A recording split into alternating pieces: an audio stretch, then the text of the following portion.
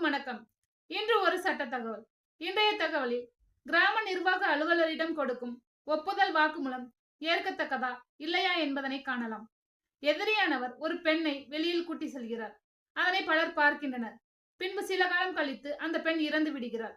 எதிரியானவர் நான் தான் கொலை செய்தேன் என்று விஓவிடம் ஒப்புதல் வாக்குமூலம் அளிக்கிறார். இதில் முன்பின் தெரியாத விஓவிடம் ஒப்புதல் வாக்குமூலம் அளிப்பது ஏற்கத்தக்கதல்ல என்றும், மேலும் இதில் நேரடி சாட்சியம் யாரும் இல்லை என்றும் சூழ்நிலை சாட்சியம் மட்டும் இருக்கிறது.